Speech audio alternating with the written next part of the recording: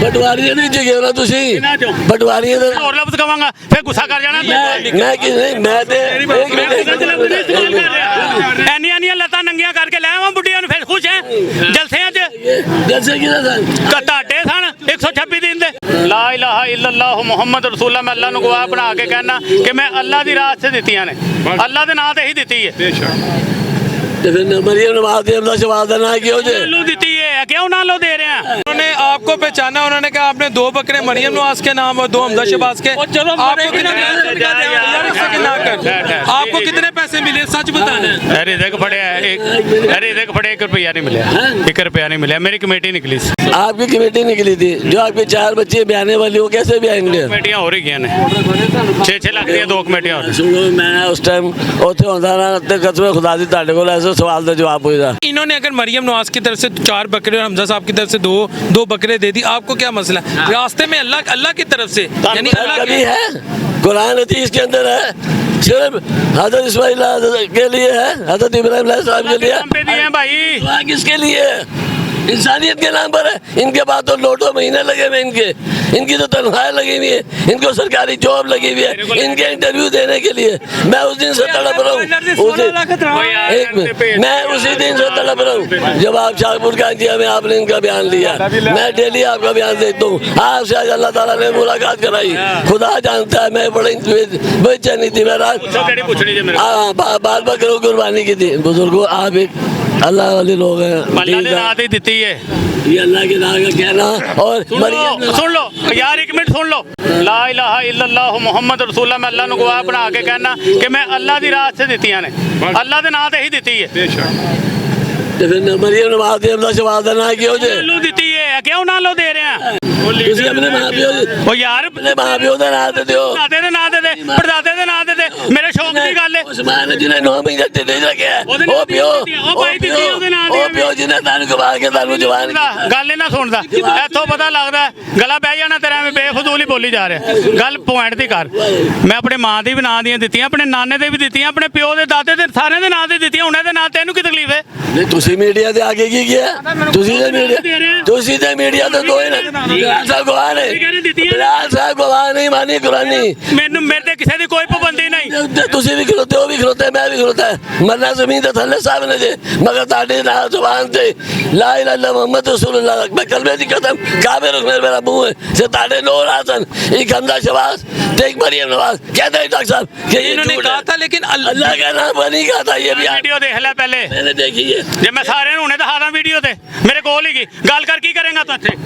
इन्होंने कहा नहीं मैंने समझा देता हूँ इन्होंने कहा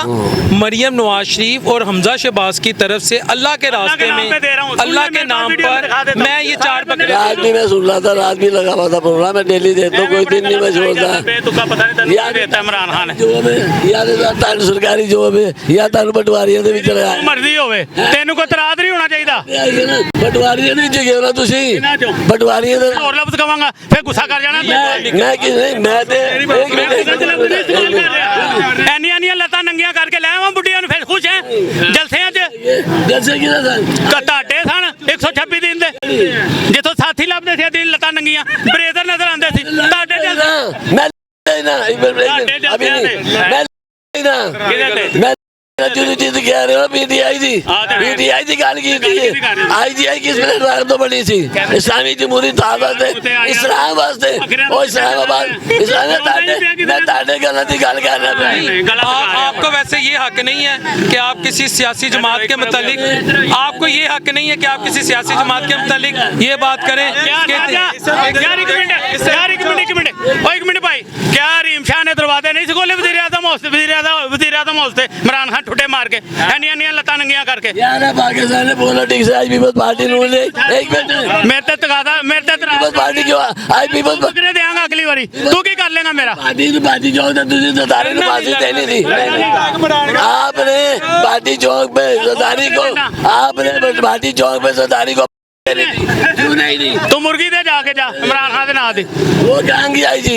ये कहेंगे पीपल्स पार्टी नहीं बात आगे करे या चोर डाकू कट्टे लुटेरे वटेरे सरमायादार बैरोक्रेट अच्छा मेरी गल सुन ले जेड़ा किसी ने चोर कहंदा आप चोर हुंदा है वो आप चोर हुंदा